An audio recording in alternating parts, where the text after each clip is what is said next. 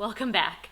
Yesterday, I posted a video explaining why the patterns that you see in some recent analysis of voting data that's been going around the internet and is being used to support the idea that the elections in Michigan were rigged, in fact, do not support that conclusion. The patterns that we see in those analyses are, in fact, exactly what you would expect under really normal conditions.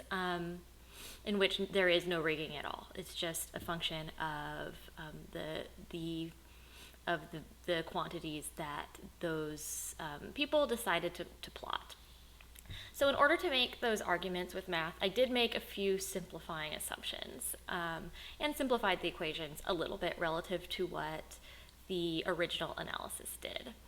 And because I, unlike the people who did the original analysis, want to be completely intellectually honest with you all, and I always will be on this channel, by the way. Anytime there's a possibility to make an analysis better, to make it more accurate, to take a deeper dive, to relax some of those simplifying assumptions, take it a little bit deeper, I am fully willing to do that, and so that's what I'd like to do today.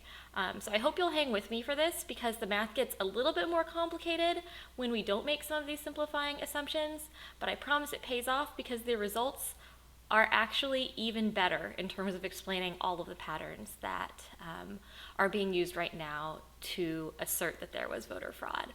So yeah, hang with me, and I think we should hit the iPad to take a look at some of the math.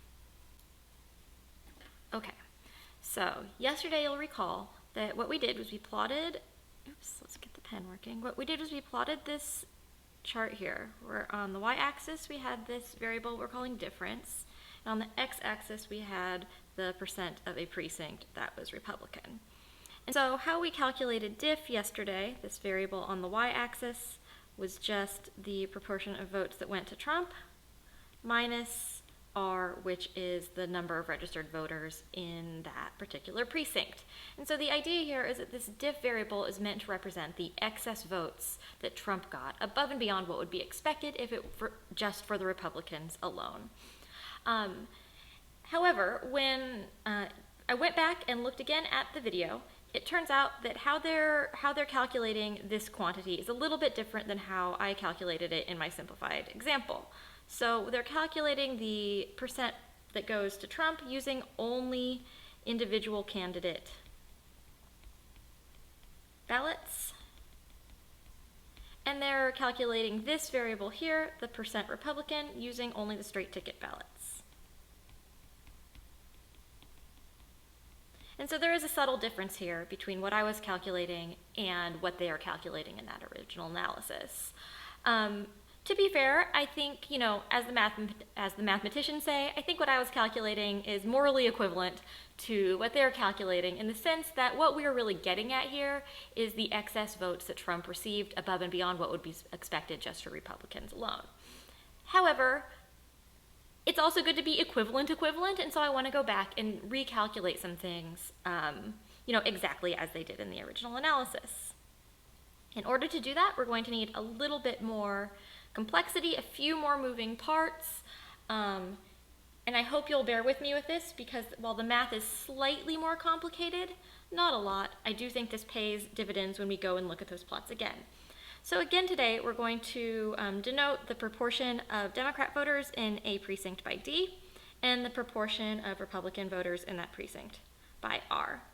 And again today, we're going to consider the probability of defecting, so that is the probability that a Democrat votes for Trump or a Republican votes for Biden, as the following. So the probability that Democrat defects is going to be PD, it's the probability of defect given Democrat, and PR is defined similarly, probability of defect given Republican. Okay.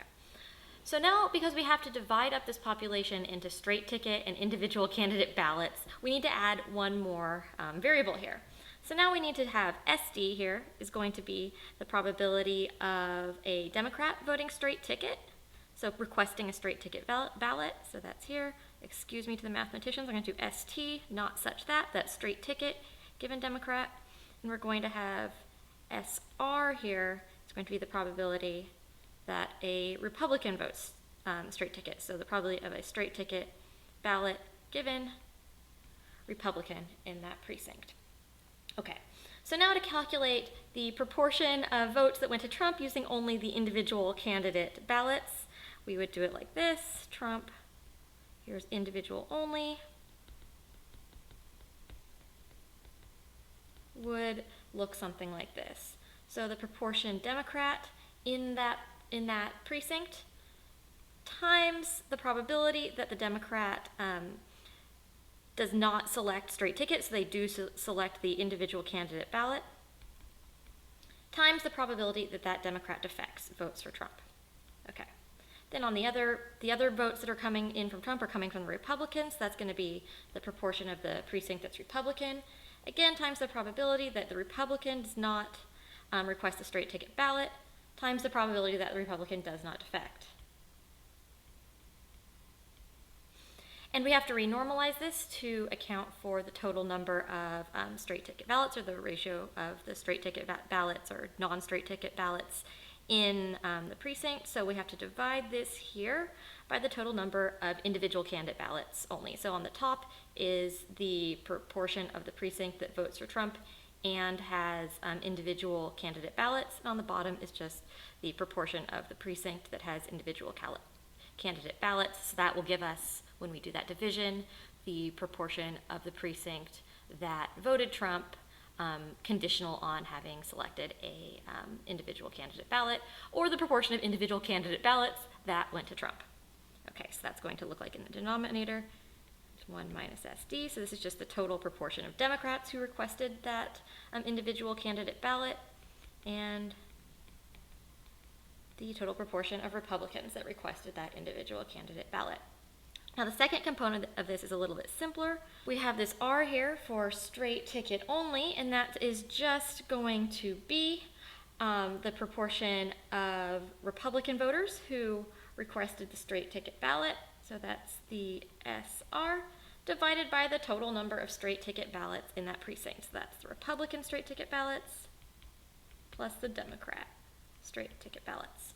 So then, in order to calculate this new difference variable up here, exactly like they did in the original analysis for the Trump portion of that equation up here, we're going to use this equation right here, using only the individual candidate ballots. And for the R portion of that equation here, we're going to use the straight ticket candidate ballots only to calculate that.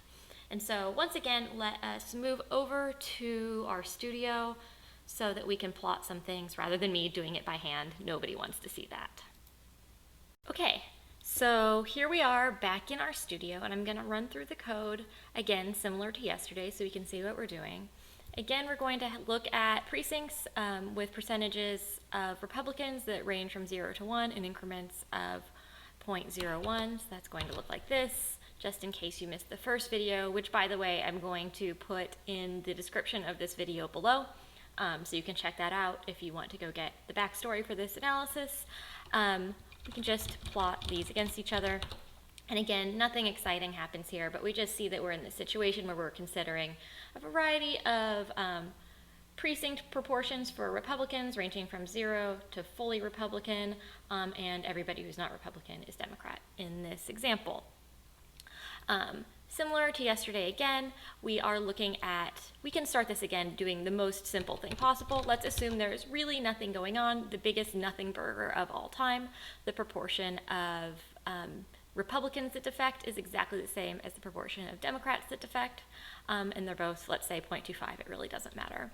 Again, total nothing burger here. We're going to assume also that the proportion of Republicans who pick a straight ticket ballot is exactly the same as the proportion of Democrats who pick that straight ticket ballot. So that's shown right here, this SR and that SD. So then going back to the equations that we just discussed on the iPad just a second ago, the proportion of votes that come in for Trump, conditional on having come from an individual candidate ballot, is given by this equation here. Again, we can look at this. This is the proportion of the precinct that's Republican times the probability that they don't pick the straight ticket ballot, they do go with the individual candidate ballot, times the probability that they don't defect, they stay with their party, plus the proportion that is Democrat, times the probability that those Democrats also picked the individual candidate ballot, times the probability here that those Democrats do defect. So they switch from Biden over to Trump. And then we have to renormalize this by the total number of individual candidate ballots in the precinct, or the total proportion of individual candidate ballots in that precinct. So we get this. Similar to the math we just worked out together on the iPad, the proportion of Republican straight ticket ballots looks like this. So it's the proportion Republican times the probability of selecting that straight ticket ballot for Republicans divided by the total proportion of straight ticket ballots among both Republicans and Democrats. So again, up here we have the proportion of votes that go to Trump, conditional on having picked an individual candidate ballot, just like they do in the original analysis. And here we have the proportion of Republican straight ticket ballots, conditional on having picked a straight ticket ballot. Okay, let's make sure again we have all of that. Don't want to lose anything. Let's look at this difference, and let's plot it just like yesterday. Okay, again, we see exactly what we saw before when there is nothing going on. When we have this really simple setup, this really simple case, we have people defecting at exactly the same rate from one candidate to the other. Simply the way that this function is plotted, simply the variables that the original analysis chose to plot one against the other, results in this pattern where we have this decreasing trend as a function of the proportion Republican in that precinct as measured by the proportion of Republican straight ticket ballots. Again, we can sort of repeat some of what we talked about yesterday and look at, okay, but what if, say, fewer Republicans defect as a proportion? Then this line moves up. If instead it's the other way, and it's Democrats have a lower chance of defecting, for example, we'll give them 5% chance, then that line moves down. Okay. So, still we have this assumption right here built in that the proportion of people selecting straight ticket ballots is exactly the same among the two parties. What happens if we change that? Now this is where this gets really interesting. So let's change this to, instead of half, let's say 0.4 for Republicans and 0.5 for Democrats. Let's again run this. And we see that this figure gets a little bit interesting, right?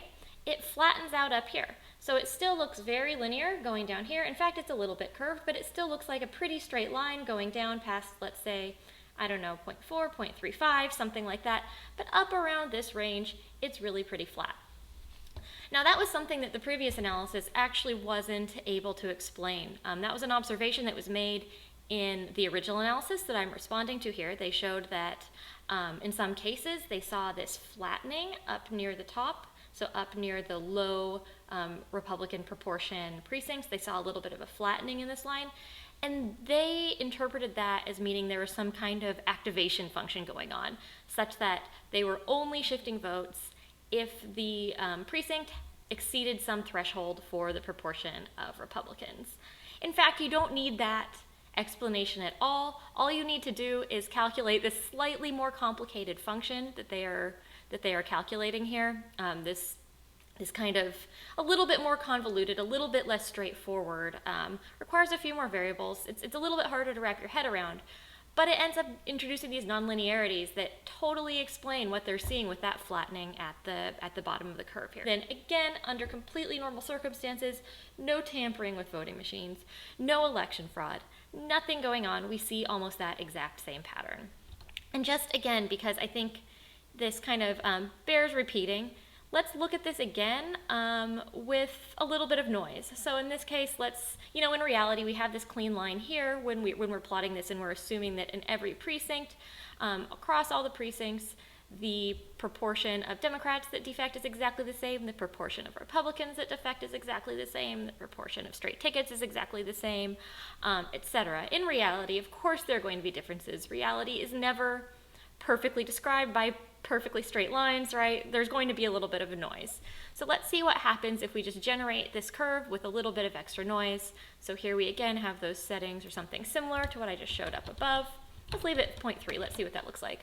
And now the probability that a Republican defects is about the probability set up here, this 0.25, but we're going to give it a little bit of noise. This, yesterday I said variance, should have said standard deviation, so give it a little bit of random Gaussian noise around that. Same for the probability that Democrat defects. So here we have the probability, so it's a normal distribution centered at the probability that the Democrat defects, with a little bit of noise added on. Same for those probabilities of selecting the straight ticket ballot. So again, when we calculate this function that was calculated in the very original analysis I am responding to, and we look at it, well, this looks an awful lot like what they saw, right? We still see this linear pattern going down, starting at around, I don't know, 0.3. It looks very straight going down, and we do see some of this flattening up near the front that we weren't able to explain before. And so once again, just to, sort of to beat a dead horse here, what's going on in this case is we've built up a very simple example where there's no voter tampering at all. In fact, we can explain it entirely. There's some probability a Republican defects, some probability that a Democrat defects, some probability a Republican picks straight ticket, some probability that a Democrat picks straight ticket, and those same parameters apply across all of the precincts. When you plot the quantities that the original analysis chose to plot, you get figures that look just like what they saw. You don't need voter tampering, you don't need voting machines transferring votes from one candidate to another to produce these lines. There's nothing going on there. Another thing that I think could use explaining that caught my eye when I went through this again was this one figure, which I'll put up here, where they show that in one county, I believe it was Wayne County, they showed that they didn't see that linear trend going down on that sort of right-hand side. So going down from, say, like 0.4 all the way down to 0.1. They did not see that sort of linear-looking decrease in the majority Republican precincts. And so if you zoom in on the figure they're showing, what you will see is that they have changed the x-axis. So for all the other figures, they show an x-axis that ranges from, let's say, 0 to maybe 0.8, something around there. For that particular figure, they show an x-axis that ranges only from 0 to, I think it's 0.3. And so within that range here, maybe we can put a line so you can really see that. E equals to 0.3. Let's see how that goes. So they really only show a figure from right here up to this line. And so even in this case, again, we see that for these precincts where there is a low proportion of Republican voters under their metric, we see that it does look fairly flat up here, and in fact it is all positive. And so again, how they interpreted that particular plot was that this was a county or a precinct where there hadn't been voter tampering, where they hadn't sort of activated the sort of transitioning or transferring of votes from one candidate to the other, specifically from Trump to Biden. In fact, this was just a misleading data visualization where they chose to use a different x-axis to display the region where the trend was fairly flat, and in fact it was flat in some of their other figures as well. And so, what we've seen again is that in a situation where there's really nothing nefarious going on, there's a very simple explanation for the patterns that we see in the analyses that have been shown. We see that we can reproduce the flattening up at the end of the curve where there is low proportion of Republican voters, and we can also see that linear slope, that negative line going downwards towards the right-hand side of the figure, where as you move towards more Republican precincts. Again, this has nothing to do with moving votes between one candidate and the other. It is, again, simply what happens when you plot this one variable versus the other variable. This is a little bit of a deeper dive than I took yesterday, and I wanted to say thank you to all the people who pointed out some of the discrepancies between the variables I was plotting yesterday and the variables that were plotted in the original analysis. Thank you for being critical consumers of data analysis. I really appreciate it. Thank you for keeping me honest. That's the way we need to be doing this. I'm actually not walking back anything I said in the original video. I think that oversimplification is a really good way for people who don't want to hang through the little bit more complicated math to get some intuition for what's going on. But I think if you're really interested, if you're still here, if you're still deep in the weeds with me right now, I hope this explained a lot more of the phenomena that we see in the explanations that are going around the internet claiming that there has been, again, widespread vote rigging. Oh, and I guess because I'm on YouTube now, one of the things I'm supposed to say is to please subscribe, like, I think that's a thumbs up sign, or comment. So please do that. Unless you're one of the ding-dongs who's putting these conspiracy theories in the comments, then please feel free to not comment and go on your way. All right, I hope to see you all here for my next video. Who knows when that will be. But I hope this has been useful. Thanks.